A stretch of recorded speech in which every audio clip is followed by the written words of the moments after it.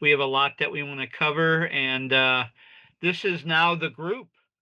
I mean, this finally we've kind of made the discernments that we need to make, and we're in. And most of you have made your airline reservations, and so here we are. We're 27 of us. Remember Wow. remember when we were thinking that we might not get 16? So we're now 27, but we've cut off the registrations for the trip. So this is the group, and I know some folks aren't on yet, but they'll either catch up or we'll. There's Randy. Hi, Randy, Oh, and we'll Eliza. go from there. So um, before we go any further, just as a reminder, in the footsteps of Desmond Tutu and Nelson Mandela, and while what's really important in this trip is to experience the people, the landscape, the culture, the traditions of South Africa.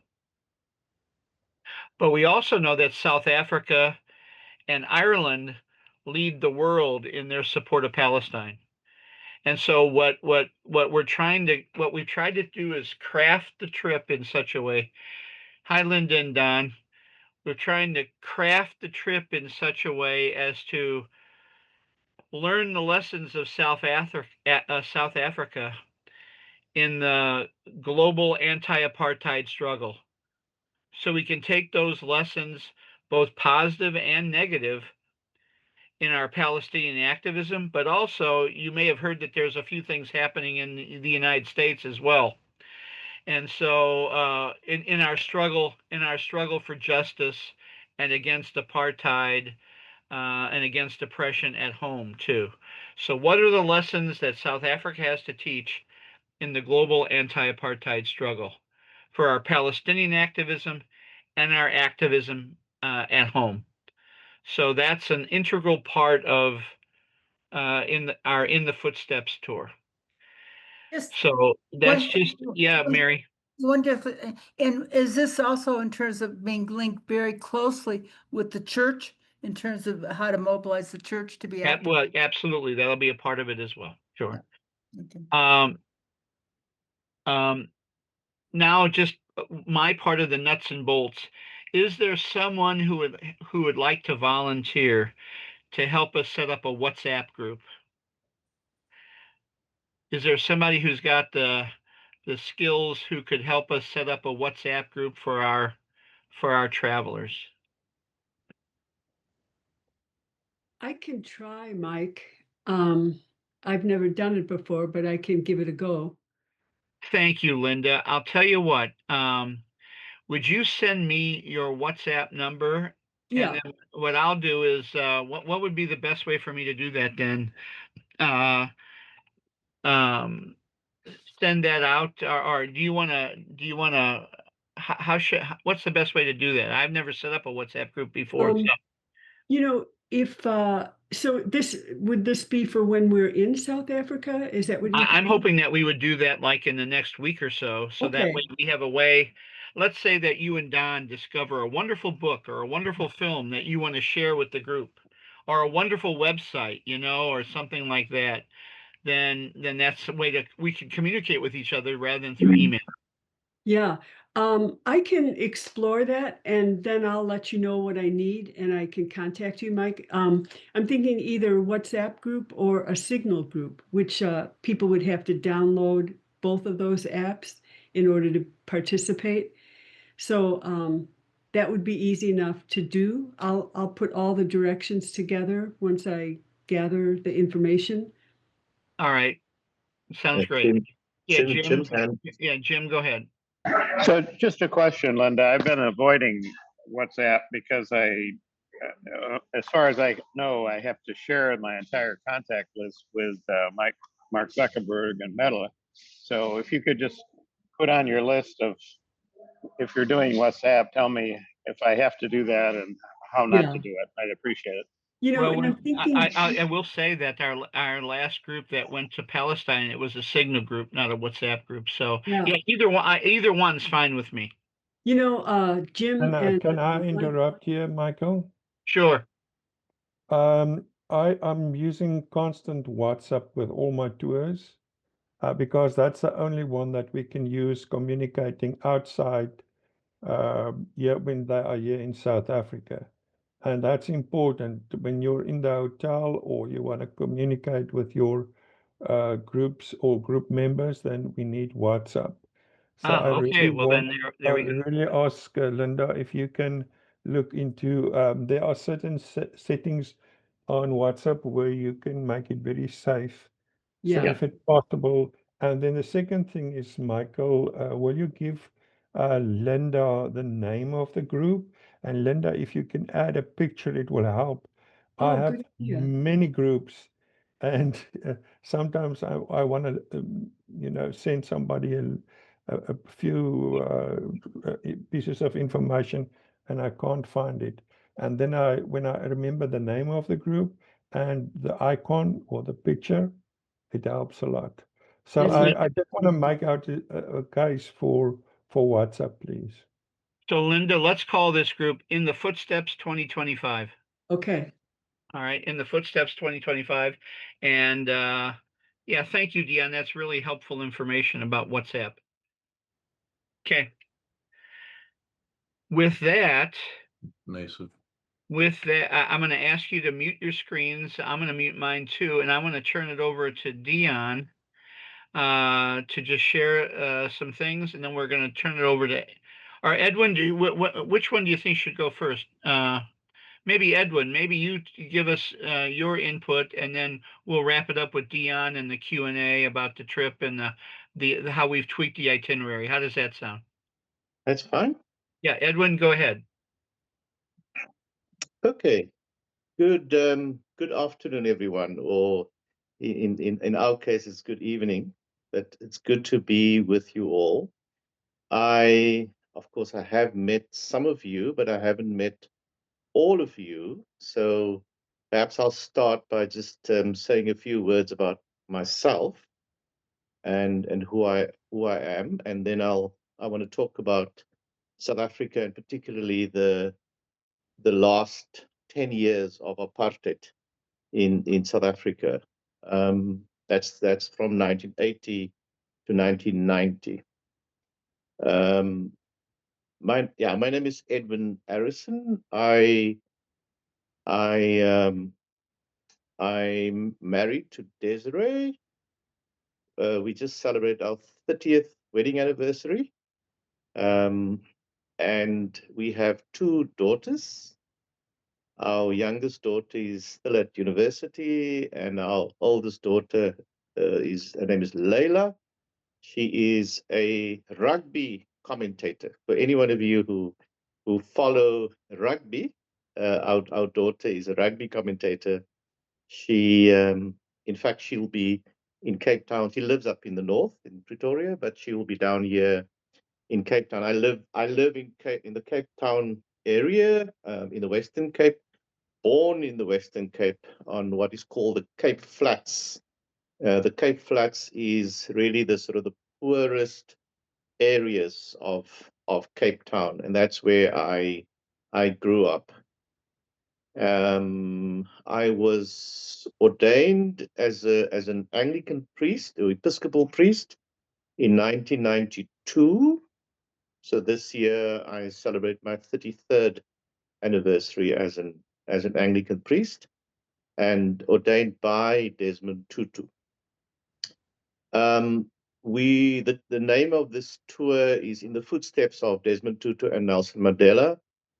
I worked with Desmond Tutu, for almost 40 years, from 1985, and he became my bishop or the Archbishop of Cape Town in 1986, and I was ordained by him and then worked closely with him. And in fact, towards the end of his life, he moved close to where I live. And so I was able to look after him and his wife during the COVID period.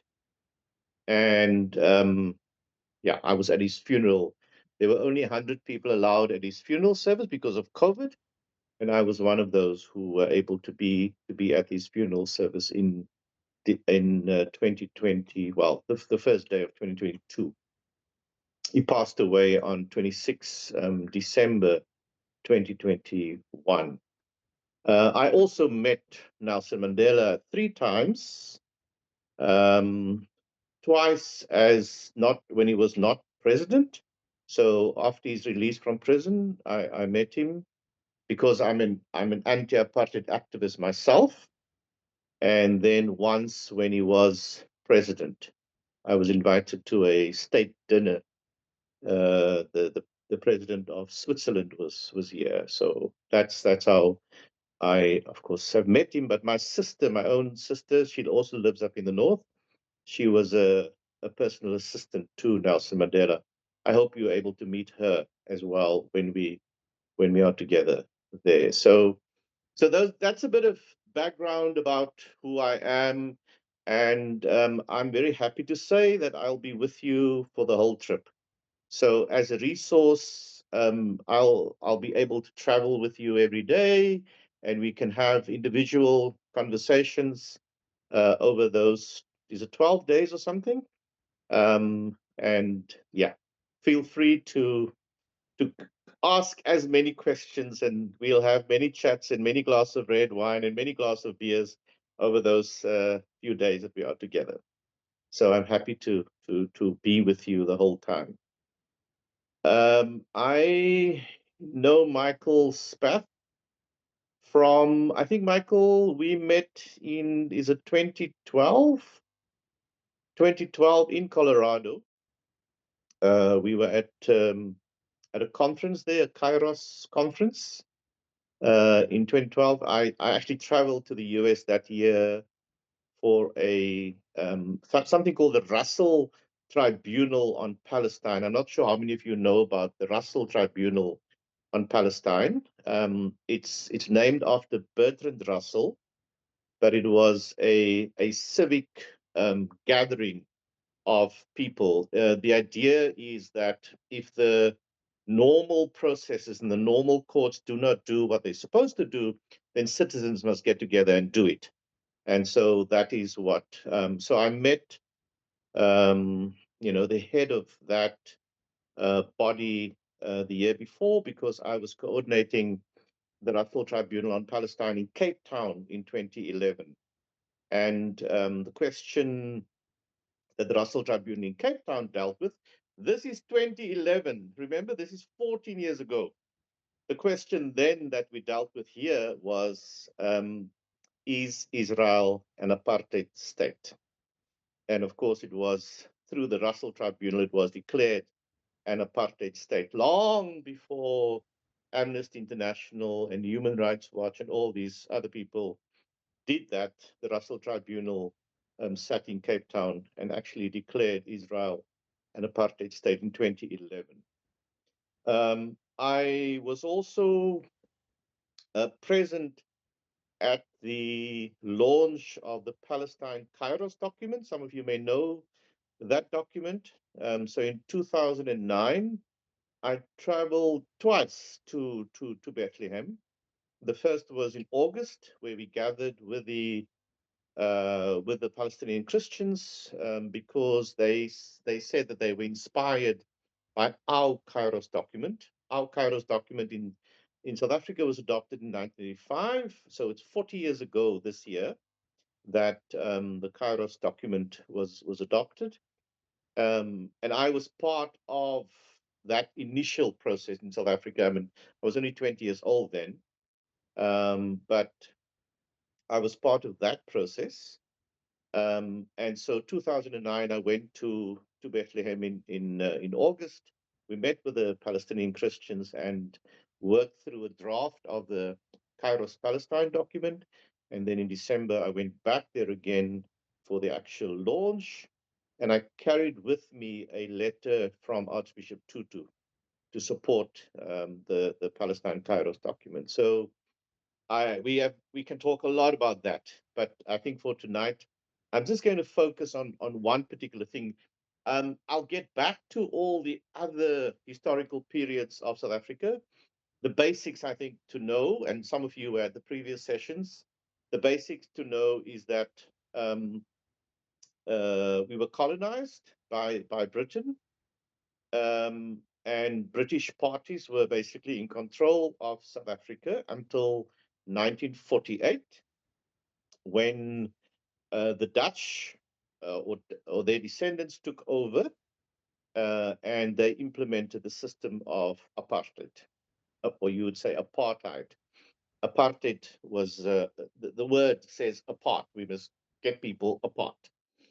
So from 1948 to 1994, that was the system under which we lived. I was born in 1964, so I was born in apartheid. And by the time apartheid came to an end, 1994, I was 30. So all my teenage years, my children and teenage years were all under apartheid. I said to Michael Spath that I will focus tonight simply on the period from 1980 to 1990, because that is the period that is often least understood, and often misunderstood in South Africa. Remember, the ANC, the African National Congress, and Mandela went to prison in the 60s, and the African National Congress and all the other liberation movements were banned in South Africa. And so there were no political parties of the anti-apartheid movement were allowed to operate from the early 1960s. And then the movement that preceded the period I will be talking about now, but also, of course, part of that period, is the Black Consciousness Movement, and that was led by Steve Biko in the 70s. So most of the 70s was really the Black Consciousness period, led by Steve Biko, but Steve Biko was killed in 1977 by the apartheid regime.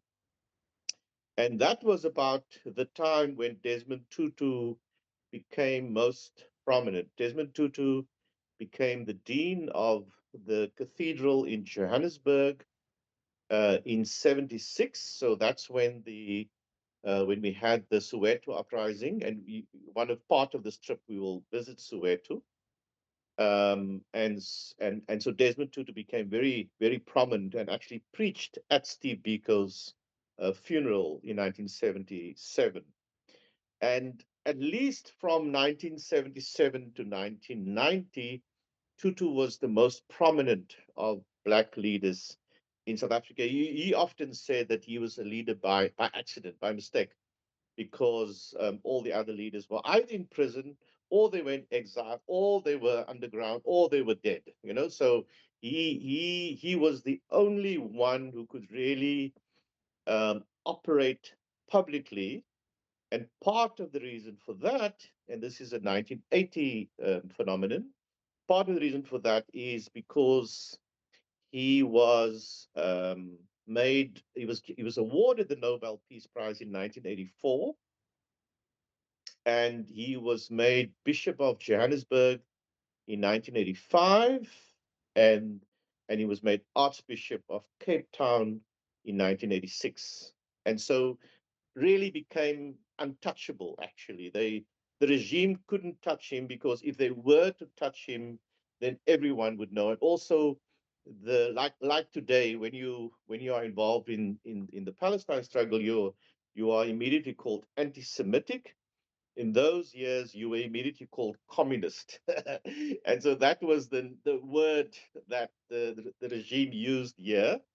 While with Desmond Tutu, you couldn't do that, because he was clearly Christian. You always walked around with his purple robes. And so it was quite impossible to just tag the label of communist onto him.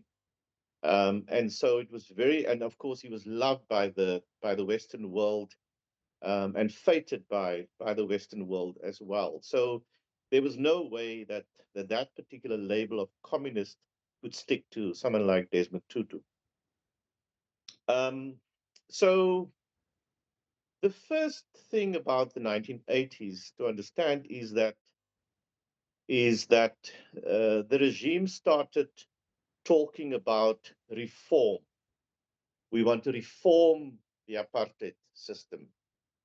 We made it clear from within the anti-apartheid movement that we were not interested in reform. The system had to go completely. So we were very clear that the language of reform is not the language that we wanted to talk about, as those of us who represented the majority of people in South Africa. But the regime pushed ahead with the idea of reform. And the way they did that was to come up with a system. They call it a tri-cameral parliament, three-chamber parliament. There was always only one parliament, and that was a white parliament.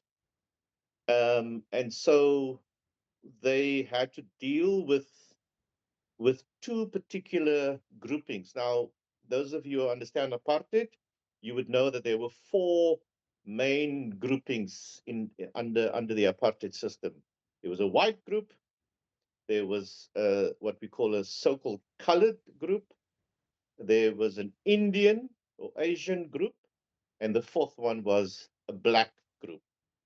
And under black, there were several tribal or ethnic groupings. But the basic understanding of apartheid was there were these four groupings. Now the white group had a parliament, so that's done. The understanding from within apartheid was that the black groupings also had their own parliaments. Remember, they were in Bantustans, and they were given presidents, and they were given flags, and they were given anthems, and so on. So Transkei was in our language a homeland or a Bantustan, but it was actually seen by the regime as a separate country, recognized by no one, but they recognized it as a separate country, and they had their own president. So the Xhosa people were in the Transkei, in the Ciskei, that's in the Eastern Cape. The Zulu people had their own homeland, KwaZulu-Natal, that's on the eastern part of the country as well. The people who are Setswana, they had something called Bophuthatswana. Now, Bophuthatswana was very complicated to explain because it had something like 8 little pieces that were disconnected from each other, similar to Palestine today. But that was in existence, and they had their own parliament as well. And then the Lesotho people the Sesotho people were, of course, mainly from Lesotho. And Venda up north, that they had their own place there, and Leboa, and so on. Though there were various homelands. So from the perspective of the regime, each of these groupings had their own presidents and their own parliaments and their own chiefs. And the chiefs and presidents and so on were all paid by Pretoria. In other words, the white regime paid for these leaders, Bantustan leaders, to exist and to operate. But there were two groupings that didn't have this. The one was the so-called colored grouping, were mainly situated in the Western Cape. And we had no, I was regarded as colored, but there was no parliament, no representation in any case for us. Years ago, there was a colored male franchise, but that was taken away in the 60s, I think. And so we were not represented anywhere. And the same with the Asian or the Indian people were mainly located in the Durban or eastern part of the country. South Africa has the highest concentration of Indian people outside of India, and that's all in the eastern part of the country. And so they had to try to find a way to accommodate us, and this was part of their reform agenda. And so they came with a proposal to have a three-chamber parliament. Now, the way this was put together was they had a particular mathematical formula. The formula was that a white vote in the white parliament would be equal to 4. A colored vote in the colored parliament would be equal to 2, and an Indian vote would be equal to 1. So even if the two parliaments, the colored and the Indian parliament, stood together, 2 plus 1 will never be equal to 4. And so they continued to dominate everything from within the white parliament. So even if there was a joint sitting of parliament, these other two parliaments could not dominate the white parliament, even though in terms of numbers, white people are less than 10% of South Africa. And we then, and I'm saying now we because I was part of that movement, that 19th T-shirt you have, Dick, the colors of the UDF was yellow and red and black. We formed something called the United Democratic Front in 1983. And this came mainly out of discussions that were held with the Liberation Movement. The Liberation Movement, of course, was mainly seen as the African National Congress. The African National Congress was in exile and underground. And there were various contacts that we were able to make with the African National Congress. One of that was a radio station in Lusaka, for example. I know one of you are going to Lusaka.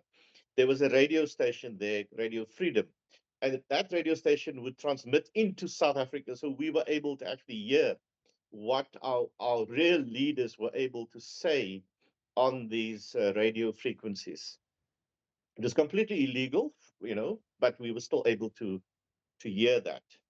And so there was a coordination between those of us who were in South Africa and those who were outside South Africa. And we launched the internal movement, the internal non-racial movement called the United Democratic Front.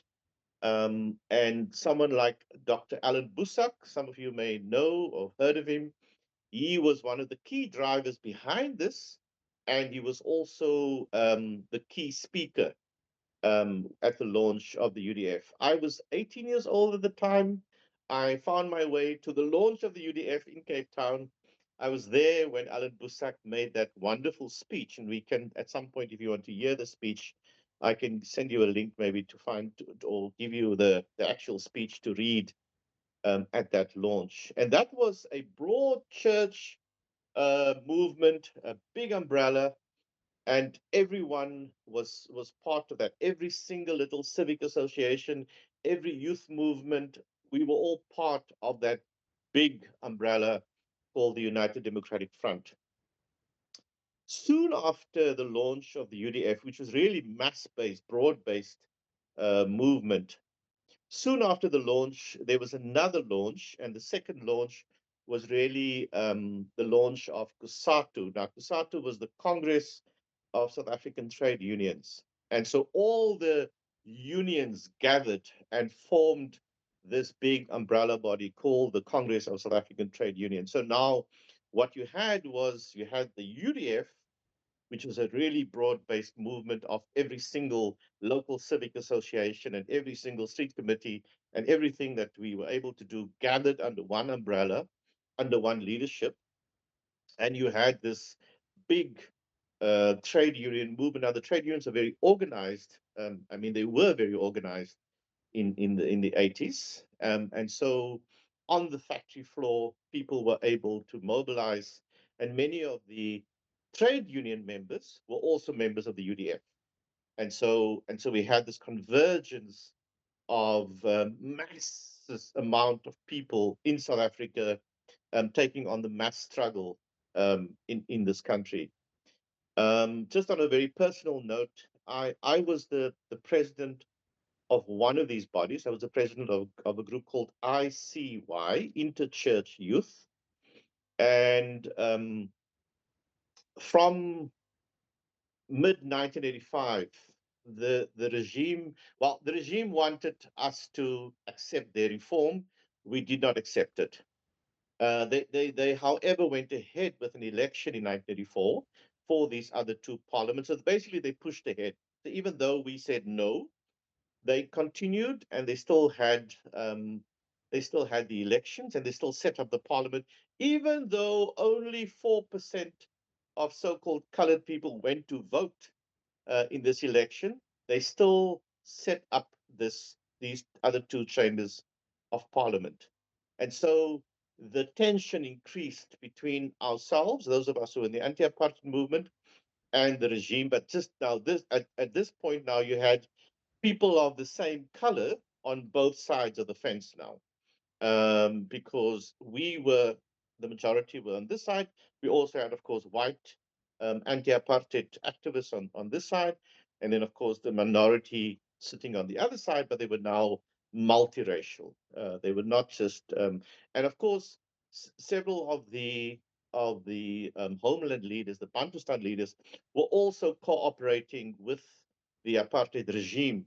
And so they were effectively anti-ANC. And so within the homeland, within the Bantustans, there was a resistance against non-racialism and against the African National Congress, and all about, these are communist movements who want to take over our country. But in the meantime, we were the majority. We were not the voting majority, but we were the majority on the streets, organizing against apartheid.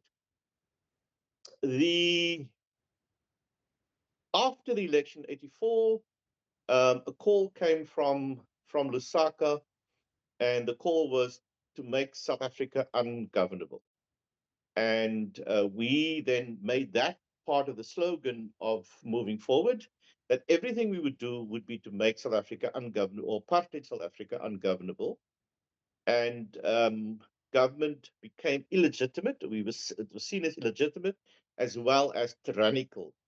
And those two words, legitimacy and being a tyranny, were contained in the Kairos document of 1985. We declared that not only was apartheid a heresy, but the government of the day was both illegitimate and also tyrannical.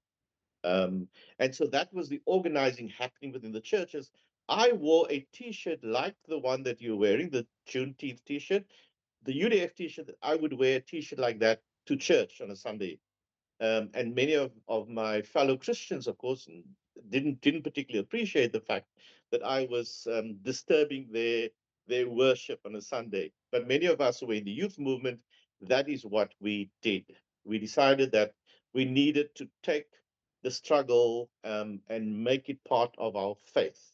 And so that is how we then moved forward in the 80s. What happened in the mid 80s, in 85, in fact, was the regime then declared a state of emergency. First up north in Johannesburg, Pretoria, but later on down in the south as well, the Western Cape and Eastern Cape as well. A state of emergency was declared, and I was detained on the 25th of October, 1985. I just turned 21, 3 days earlier.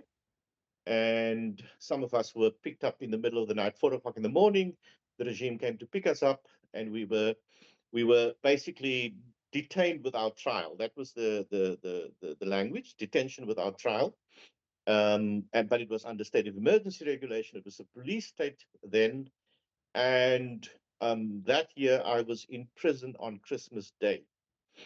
So naturally, as a young theologian, having come out of the Kairos tradition, my question was, how is it possible that a Christian government could hold Christians in prison on Christmas Day?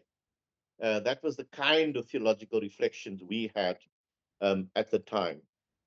We were released the day before New Year's Day, so after 71 days, I think, we were released, but then we intensified the struggle. And I won't talk about it tonight, but I can say to you now that any fear that we had about the regime disappeared at that point. We did not fear the regime at all. In fact, if we had to die, we would have died. If the regime had to kill us, that would have been we would have done that. And so, I mean, I'm one of the activists of the time, but if a few 100,000 young people felt that way, that is the way it was in the country at the time. So there was nothing the regime could do to continue, holding. And all they could do was to try to see how they could deepen their reform or try to meet some of our demands. But we were quite clear the system had to go. And so in 86, the same thing happened. Desmond Tutu became Archbishop of Cape Town, 86. I was again detained. This time I was detained up in Johannesburg, but brought down to Cape Town and held in prison until 9 September. Tutu was made Archbishop on 7 September, and I was only released 2 days later. And so for the rest of the 80s, all we did was to make the system as ungovernable as possible. Desmond Tutu at that point was leading most of what we were doing. Nelson Mandela was still in prison, but what happened with Nelson Mandela at that point is he was moved from Robben Island, which you will visit. He was moved to Cape Town, to a prison in Cape Town. So the irony of this all was that Desmond Tutu and Nelson Mandela, they were 5 kilometers apart, living in Cape Town. But the one was in a prison and the other one was in Bishop's Court, which was a very posh sort of house and area where he lived. Desmond Tutu moved into Bishop's Court. He had to apply to live there. He refused to apply and just moved into Bishop's Court, and really became quite untouchable.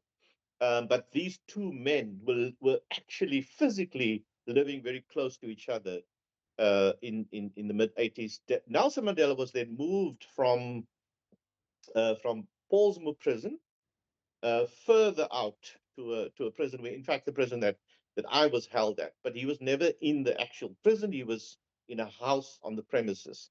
And so the day when he was released in 1990, he was released from there. I'll look at the questions now. Let me just quickly move towards closure. From 87, 88, negotiations started, and there were several levels of negotiation that started. So part of the negotiations were really illegal negotiations. So business people in South Africa got to the point where they said, this can't go on. And they would go travel to Lusaka or travel to London or travel to Ghana to meet with the African National Congress, and started looking at what the different possibilities are. So did church leaders, and so did many others, to be able to work towards what a future South Africa might look like. And so when we got to 1990, we were very determined that the system must go. But we were surprised. On the 2nd of February 1990, the last apartheid president, F.W. de Klerk, by the way, he got the Nobel Peace Prize with Mandela in the 90s. He then, on the 2nd of February 1990, he made a speech in Parliament where he unbanned the African National Congress and other parties. He said he would release Nelson Mandela and all political prisoners and so on. And on the 11th of February 1990, Nelson Mandela was released from prison. I'm going to stop there now because we can move on to 1994 and so on, but we will do it at another time. Let me just take some questions. I know that there was, sorry, there was at least one question I saw. Let's take about What? let's take about 5 minutes for questions, and then I know Dion wants to get in with. So one of the questions was, what defines colored? Yeah, what defines colored and black? Where you live, skin color, etc. Thanks, Anita, for that question. The term colored is a contested term. That's why I never use the term colored. I always would do this, and I would always say so-called colored. So that was how we started talking about it. But for the regime, of course, part of it was just a pencil test. Would the pencil sit in your hair or would it fall out? That was just part of this. But the colored community is very mixed. I mean, I served in a congregation in Mitchell's Plain in Cape Town. And when I stood on the pulpit on a Sunday morning, there were 600 people in front of me. I could see just about the whole world sitting in front of me. And so in terms of color, you would have the whole range from very white to very black. I mean, the whole range to, from very white to brown to very black. You would have everyone like that in the so-called colored community. You would even see Chinese. You would even see people, who'd look very different from each other. There was nothing really that except for a regime that defined you as colored.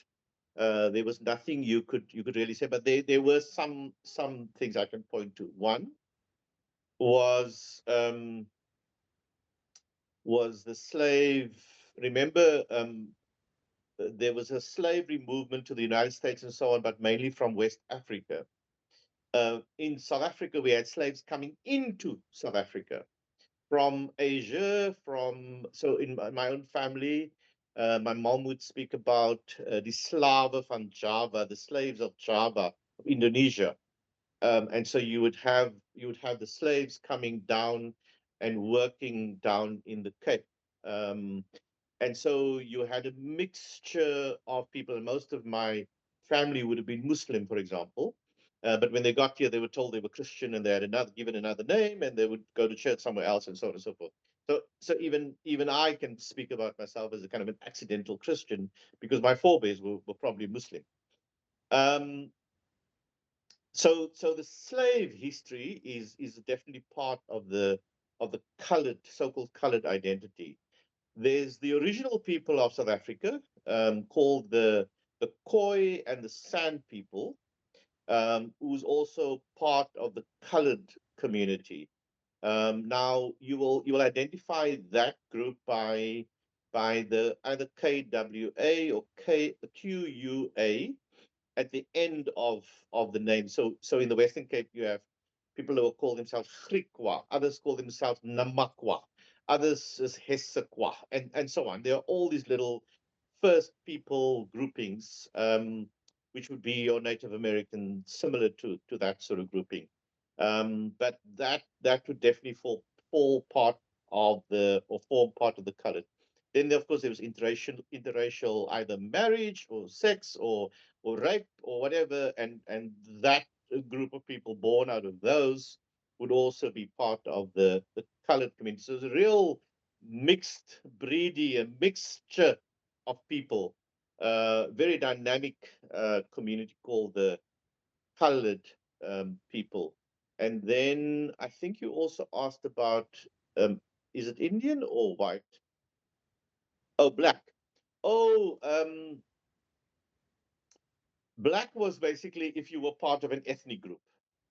And so if you were Xhosa, and you spell it Xhosa, if you're Zulu, or if you're Tswana, Tswana, Sotho, Sotho, if you're a Venda, Venda, Shangaan, whatever. I mean, you would be part of a different kind of black ethnic group.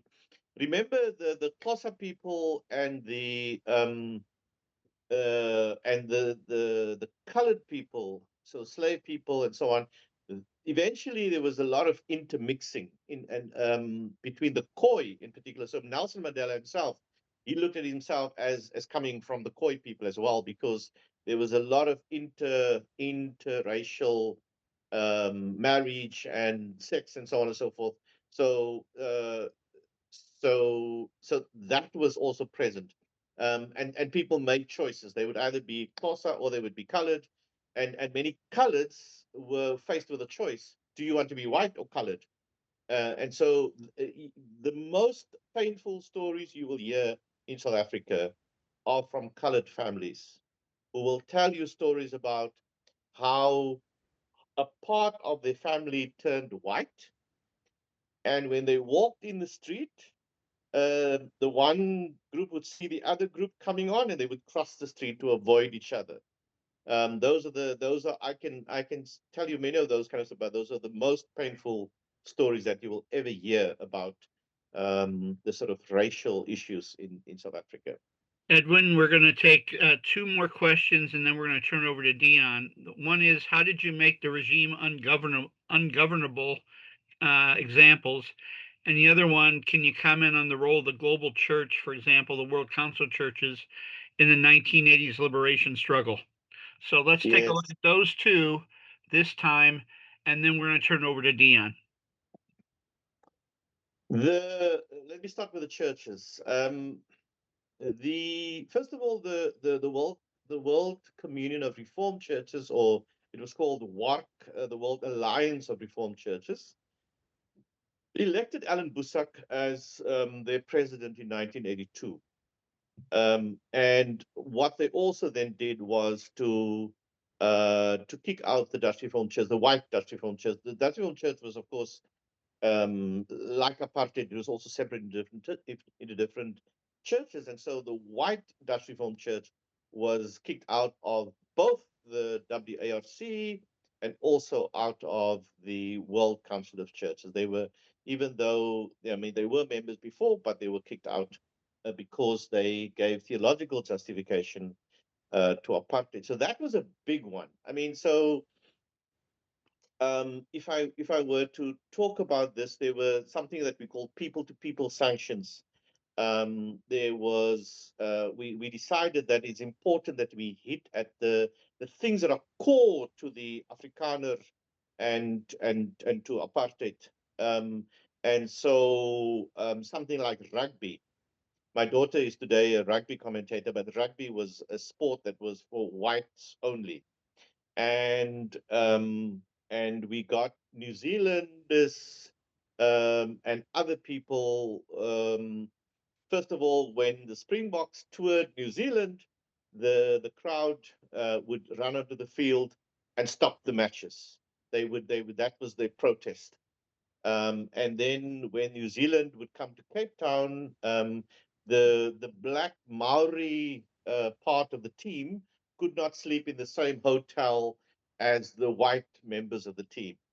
And so you will go to the Boerkaap, one of the areas in Cape Town you'll visit. So many of the black ones would go, or the Maori members of the team would go and live in the Boerkaap with Muslim families. And so today, you still have a very strong All Black rugby support base in the Western Cape, which is partly why we don't often have Springbok, the rugby team, our rugby team, playing the All Blacks in Cape Town, because it's like a home game for them, simply because there's so many All Black supporters here in Cape Town. So anyway, so that's the World Council of Churches. Eventually, they received the Kairos document. They were the people who were working there, Barney Pichana, Brigadier Bam, and others from South Africa told me that when they got this document, it was like a bomb exploding at the WCC. They could not believe the kind of document that they received from South Africa, because it was so clear theologically, and it changed the WCC significantly, to the point where the World Council of Churches actually made a decision to finance the African National Congress. Of course, they were very careful to say it's not for illegal or violent activities and so on, but it was to finance the African National Congress and some of the other liberation movements, the work of the liberation movements. And so the WCC also had something called the Program to Combat Racism, PCR. A South African headed that up, and that was the body that led most of the anti-apartheid work within the WCC. The other question, let me just see what the other question was about. It was about how do you make how do you make the regime ungovernable? ungovernable? Well, we made it ungovernable by various things. First of all, people stopped paying for water, for electricity, for all these kind of things that they were receiving. They just stopped paying. There was a special campaign to so when, in fact, when the ANC took over in 1994, they had to now reconvince people to start paying for these services because the new government had to actually govern properly. And so just not paying for these services would be one thing. We would also have various boycotts. And so, I mean, as a school child already, we had school boycotts. There were bus boycotts. There were, every single boycott you can think of. We participated in these local boycotts. And so we did not recognize any of their structures or systems that they put in place.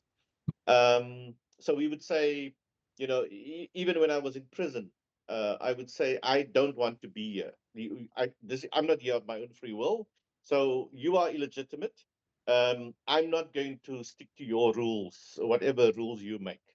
And so, I mean, besides being detained, I was also arrested a few times in March and so on.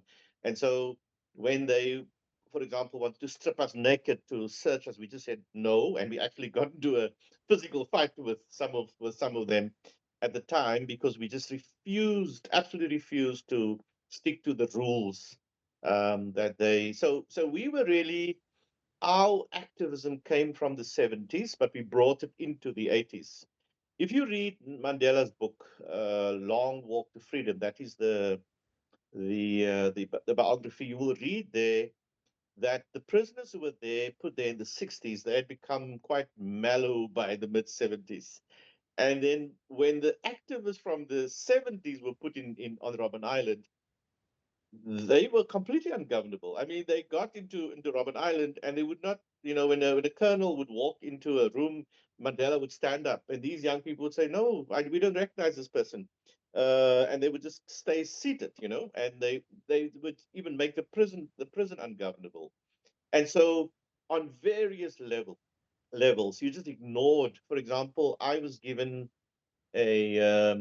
I was given, after my detention came out, they gave me a little form to say I may only operate in these areas. I just tore it up and just went wherever I went. We were just not prepared to even listen to anything that the regime wants to impose on us. And so uh, I want to think of a few more examples. But anyway, we just made everything impossible for them on a day like Republic Day, when we were supposed to hoist the flag of the old apartheid regime. We would put the flag half-mast, and then instead of singing their anthem, we would sing Nkosi Sikelele Afrika, which is the liberation anthem that we sang, and is now, of course, also the anthem of South Africa. I'll think of more examples, but those are the ones that come to my mind immediately. Thank you very much, Edwin, and thanks to all of you. I know that we could continue this conversation for a long time, but I want to be respectful of our time today too. And Dion, I know, wants to run through the itinerary and show how we've tweaked it a little bit with some of the speakers and some of the other experiences. So Dion, thank you, Edwin. So Dion, you Thank want you. to take it from here? Thank you, Michael. Thank you for the opportunity. It's so good to see everybody. I'm really excited about the tour. I wish we can start tomorrow and get everybody here and just let's go. But we have a few months that we still have to make all the arrangements. Thank you, Edwin. It was nice to listen to you and to hear about all those things that people will experience actually when they are in South Africa. So what I'm going to do is in a few minutes, I'm just going to run through the program as it stands at the moment, just to let you know. Let me just find it. There it is. So this is what we have in front of us. So all of you know that you will arrive early, and when I look at all the reservations or flight details, I see that a lot of people will enjoy South Africa in October, right from Friday the 3rd October, but actually will start on day one is on Sunday, 5 October. I'm not going to say anything about that. We can do that at another stage. Um, yeah, I will say Monday 6 will give you a good layout of all the tourist activities, especially when you do Table Mountain. That's number one tourist attraction in South Africa, about 3,000 feet above sea level. You will find this beautiful icon of the mother city, Table Mountain. That day we will also drive to the most southwestern point of South Africa, which is called Cape Point. That lies within one of the fauna and flora kingdom of South Africa, and it's just beautiful where you'll see the most southwestern point of South Africa and Africa. Then on Tuesday, 7th of October, that's where the speakers come in. You will spend time at the Desmond and Leatutu Legacy Foundation. Dr. Michael Lapsley, the founder of the Healing of the Memories program, will one of the guest speakers. Remember that he lost both of his hands and I think his right eye during a bomb that exploded and was sent to him, a mail bomb by the apartheid regime, Dr. Michael Lapsley. And then two of the people involved also with the work of Desmond Tutu is the Reverend Tande Kamitse and Renee August. And then we will do the District 6 Museum. Then on Wednesday, 8th of October, that's Robben Island. You will stand in the cell of Nelson Mandela. And then your local guide will take you to a very beautiful place. Maybe you have seen pictures of that. It's called Bo-Kaap or Upper Cape. That is actually the Muslim area, mostly Muslim area. And then that evening you will have a farewell supper at Gold Restaurant, which is Pan-African food and dance and just a lot of fun restaurant. On Thursday, 9th of October 2025, you depart for the Fornwood Retreat Center, and that is here in the Hemel and Aarde Valley, the Heaven and Earth Valley, where we live, Edwin and I, near Hermanus. And you will speak to Professor John de Grucci, who's a well-known theologian, a world-renowned theologian. And the afternoon you will be the guest of Lavierge Winery. Very good wine, good pairing, good meal. On the 10th of October, you will meet the Format Youth Leadership Program, where Edwin is involved, and the young people will take you on a community walk. And in the afternoon, you're free to watch the whales and enjoy our beautiful town of Hermanus. Then Saturday, you will go to Stony Point, to Betty's Bay, where you find the little penguins, the jackass penguins, as they call it. And then you will also have a very nice fynbos. The natural fauna or the natural flora that grows in our area is called fynbos. And it has a distinct taste and smell, aroma. And you will do a pairing with food and with gin and with that evening there's a surprise having a potjiekos meal at Arrison's. It's a three-legged pot, an African three-legged pot, and Edwin always reminds me of Obelix, Asterix and Obelix mixing in their cauldron all this nice food and stuff. So on the Sunday, 12th October, you will go to Kirstenbosch Botanical Gardens. Let me say a few words. You can really look forward to this experience. This is one of the only botanical gardens in the world that only host indigenous South African plants. So there's no other plant in that.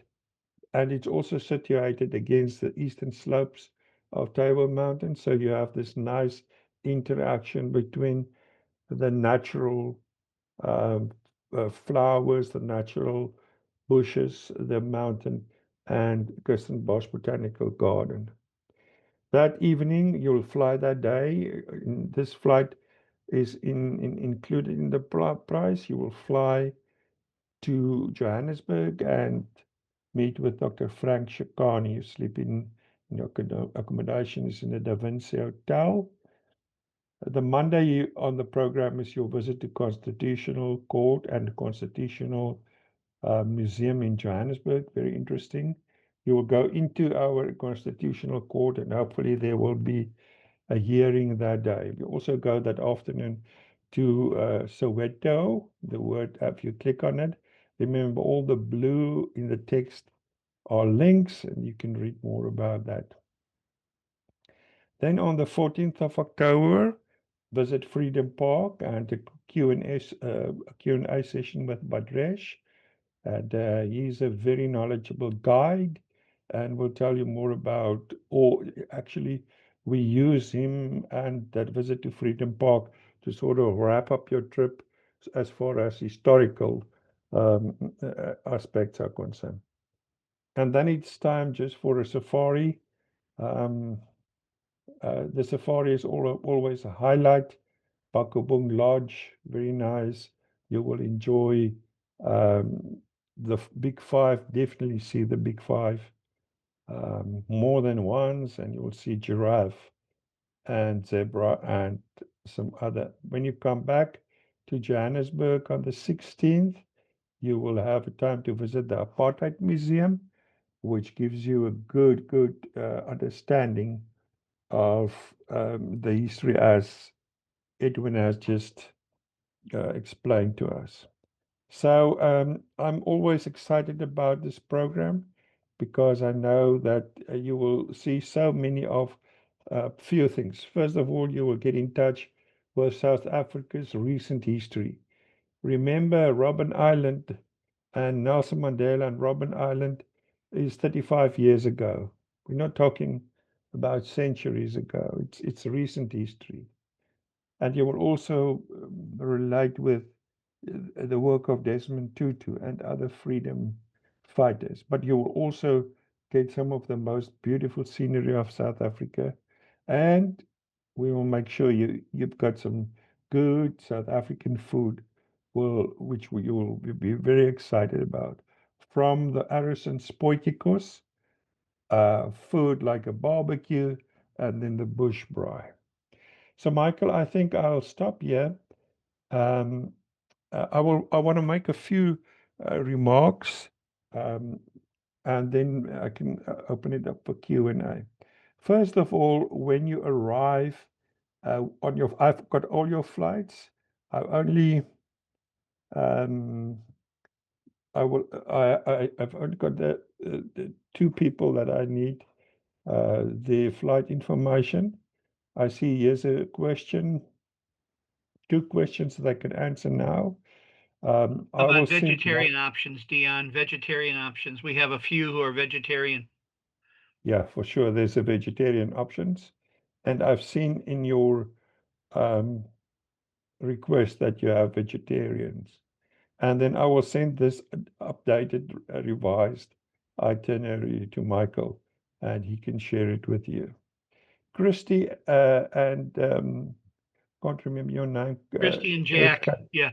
Jack, we need your flight information. Side note, but I think Michael will also speak to you about that.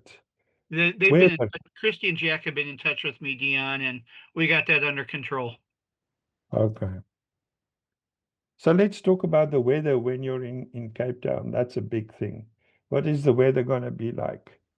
I think what you always find is that people say this is the most beautiful month of the year. It is springtime, and you can expect, well, normally it doesn't rain in Cape Town, maybe a little bit of showers in Johannesburg in the afternoon, but daytime temperatures between 68 and 75 to 80 degrees Fahrenheit. 68 to 75, 80. Nighttime 50 to 55 Fahrenheit. My recommendation is clothes-wise, bring layers. So light jackets, long t-shirts, long sleeve t-shirts, so that you can strip it off and put it on. Don't bring just one heavy warm jacket or something like that. Then I want to draw your attention. Let me share this with you again. To I will put this link now. No, sorry. I will put this link now in the chat, and I will also send it to Michael. I think Michael has it. Let me just share this with you. I have compiled some documents, And and we it's have in. sent this. We have sent this out to all of you already. We'll resend it again. Okay. But There's yes, then copy the link that Dion puts in the chat. Let me just draw your attention to one of these documents. 3 days you will be staying at Volmoed, full of hope, full of courage, the retreat center, and the Hemel and Aarde, or the Heaven and Earth Valley. And this is a document which you can use to prepare for your stay at the retreat center. I think we've agreed that Edwin, you will just give us in 2 minutes a background of Volmoed. Yes, let me quickly do that. Volmoed is a retreat center. It is about an hour and a half drive, close to 2 hours drive from Cape Town. So on the Thursday morning, when we come to Volmoed, we have to leave relatively early in order to get to a 10 o'clock service here at Volmoed. The accommodation will be in different houses. So there are different houses. Because some of you will have single rooms, some of you will share the rooms, while the hotels where we will be staying will be either 4 or 5 star. I think Volmoed, I think we'd be generous to say it's a 3-star place. It's a But it's 2-star. very, sorry? It's a 2-star. It is, but it's beautiful, clean. It is. I mean, it's.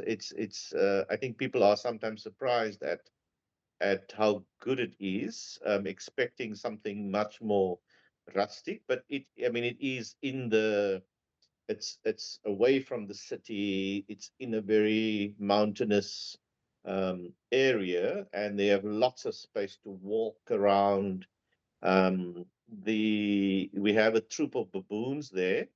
I'll introduce you to them. I mean, I've been at Volmoed now for many, many years. The baboons are no problem, but of course you might see them. But there's no danger at all with these baboons that are there. It's just that you have to keep your doors and your windows closed, because some of them sometimes they send the little ones into the house to go and steal things out of the house. So I'll warn you about that when you get here. There's a group of monks, Benedictine monks, who live there as well. So you will meet the monks who are here. I know they're moving out of, so we don't know when they'll move out. I think they probably will still be around here in September.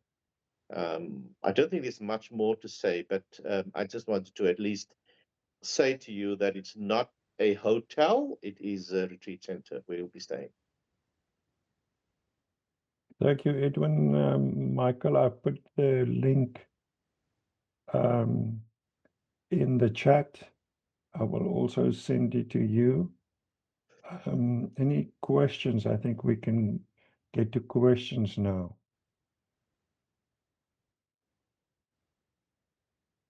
I just answered that I'm presently working on the payments for each one of the travelers. The good news is that, at 27 people, we were able to save quite a bit more money than when we had 12 or 13 going. So, but please allow me to just recalculate all the payment schedules, and then I'll send out, because everybody sent in different amounts. Some folks sent 10% when we had 12. Some people sent in 10% when we had 16. Some people sent in 10% when we had 20. So I'm recalculating everything so we can get everything standardized. So just be patient with me, and we'll get that information out to you so we can get everything kind of just on the same page. Okay. So thanks everybody for your patience.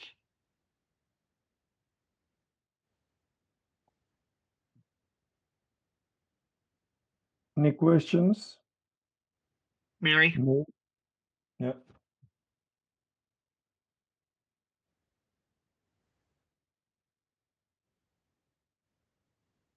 There. Mary, yeah, there you go, Mary.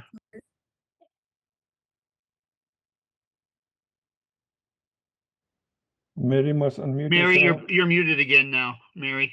Okay, good. There you go. Yeah, right, good.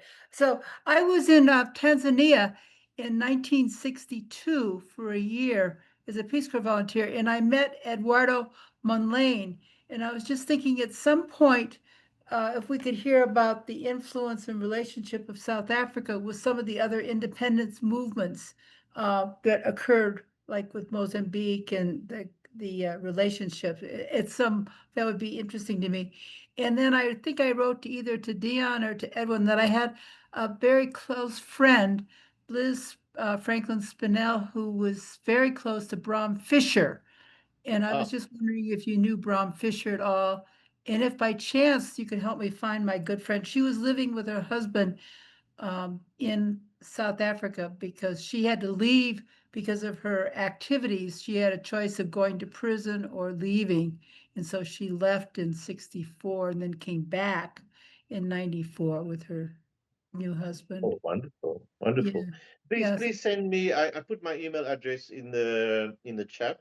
Yes. Send me a note about her name, and then Yeah. I can Because I I had can the try phone numbers. I had the phone numbers, but they no longer answer them. So I don't know if they died. Yeah, Yeah. yeah. I'll try and find that. And yes, thank you for the question about the other movement.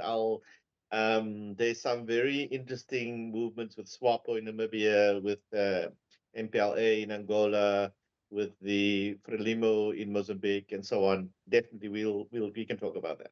Yeah, and I was gonna say, I have my daughter-in-law wrote a book about performing democracy, and she worked in South Africa and was part of the Truth and Reconciliation. So I will try to get that book or make a photocopy of some of the relevant chapters about that. But she's Wonderful. it's quite interesting, and I'll bring the book with me for sure. That'll be good. That'll be good. Thank Thank you. you, Mary.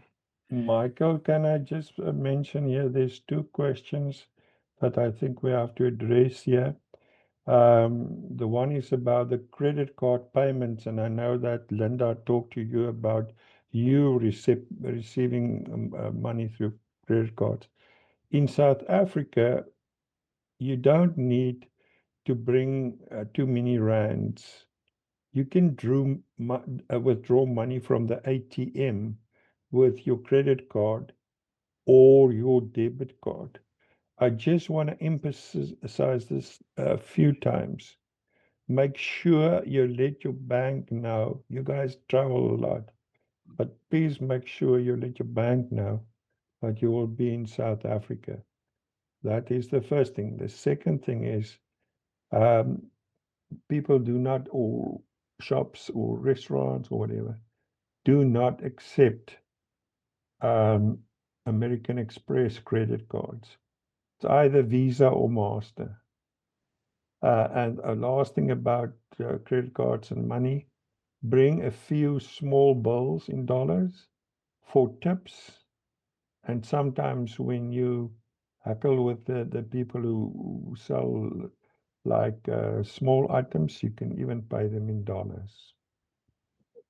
Thanks, Michael. Let me just hold this up. Dion probably has a picture somewhere, but in the materials. But here's the converter. It's the three circular pronged converter. It's larger than most of us are aware of it for in Europe and Palestine. But can you see what I'm holding up here? So it's three circular prongs in a triangle. So I got this on Amazon for, 14 bucks or whatever. You can get it, but can you all see it? I'm trying to hold it in different ways so that the glare doesn't. Okay, great. So that's Okay. So electricity. this is the converter that you'll need. Okay. Are those all round prongs? I can't quite. They're all rounded. Okay. the one on the top is a little bit larger over circumference than the other two down here. This one's a little larger than these two, but this is what we'll need. It's important to say that your first hotel is on the waterfront in Cape Town, and you are surrounded by many different shops there. So you can buy it if you want to, but you don't have to. On the waterfront, you can walk into a Click store, into any store there on the waterfront, and you'll be able to buy that. So it's not a difficult thing to get hold of here. Do you have any advice on phone using American phone service? If there's any Carrier that's any carrier that's better, Verizon, T-Mobile. You can go to your supplier at the moment and just buy an extra package. There in South Africa, we have free Wi-Fi in all the hotels, but not in the buses and not in the restaurants you'll have. But I find the best way to do this is to negotiate with your supplier, either what is it, the Horizon, or any one of there's three, I think, at the moment. So that's the best thing. You can buy an extra package. Of course, you can also just ask your family members to download WhatsApp, and you'll be able to phone them on WhatsApp, even video call them on WhatsApp from here as well. So that's often the easiest.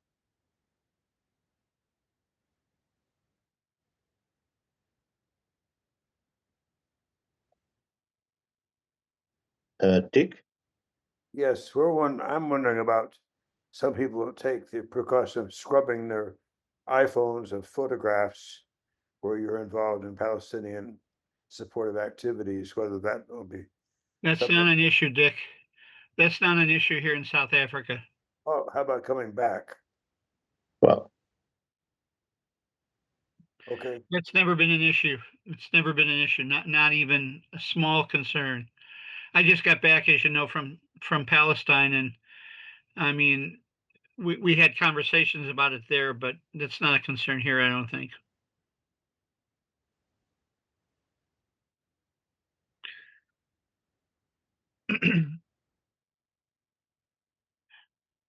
Next time, what we'll do is, in fact, when you get the itinerary from me, just be patient for a couple days. What Edwin's going to do is going to give short bios for some of the speakers, for all the speakers that we've now contacted, and so that way you'll know exactly. I mean, when Dion ran through the list, he skipped over the bios of a number of the speakers just for time's sake. But I think you'll all be very pleased with the kinds of speakers that we've chosen that really get to the heart of the South African struggle, but then connect it to the global struggle for justice, and especially their connection to Palestine. So Edwin will include those bios in the itinerary that Dion will be providing, and then I'll get that out to you in the next few days. I'll certainly do that. Yeah. Any other questions? Yes, please, Mike. I'm going to be visiting friends in Ethiopia, so flying to Addis Ababa and after our tour, and I'm wondering if I stay the extra night, is that an easy thing for me to arrange, or are we, is it just something that I sort out for myself, which would be fine so long as I know? I'm going to recommend that those of you who are coming extra early, I've tried to make notes of the dates of arrival, but those of you coming extra early and need to make other arrangements, you're going this way or that way to another country, or need extra nights at a hotel, or those of you afterwards who are needing extra nights and doing some extra traveling, that you be in direct contact with Dion, and then he can help you make the hotel arrangements, or give you other advice as needed. Yeah, I mean, I don't want to make Dion have to do that extra work? Because could easily double the effort. You know, Dion has nothing else to do. He's here to serve us completely. He's looking for things to do with his life, so he'd be happy to help you, Mike. Mike, just drop me an email and say last night's stay, and I will recommend 2 hotels which you can then contact yourself, Right. which is on the airport in Johannesburg, and then you can fly out at ease the next morning or the next day. Thank you so much. And I was teasing about Dion, you understand. Anybody else?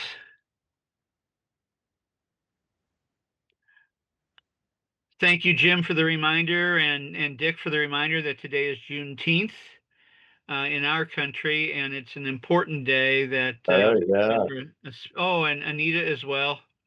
And so thanks for those reminders, folks. Thanks for your patience with us today. I'll be back in touch with you. We're going to try to get together at least one more time before our trip, if not twice, just so we can kind of gather together. We're recording this meeting, and so I'll try to get this out to you as well as the chat, and also the new itinerary in the next few days, and the updated payment schedule as well. So I've got a little work to do in the next few days to get that ready. Okay. See, you also have nothing else to do, I'm sure. I'm preaching every week these days, so yeah, I'm in the middle of sermon writing right now. All righty, and also writing up some of my reflections from our recent trip to Palestine and Israel. But it's all good and it's all important. All right, everybody, going once, Thank you. going twice. All right, blessings to you all. Safe travels for those of you who are doing some traveling now. Christy and Jack, you're heading to Kenya soon. And so blessings on that mission trip for you and the rest of you as well in your travels far and near. Dion and Edwin, we're grateful to the two of you. Thank And you. blessings you. to you all.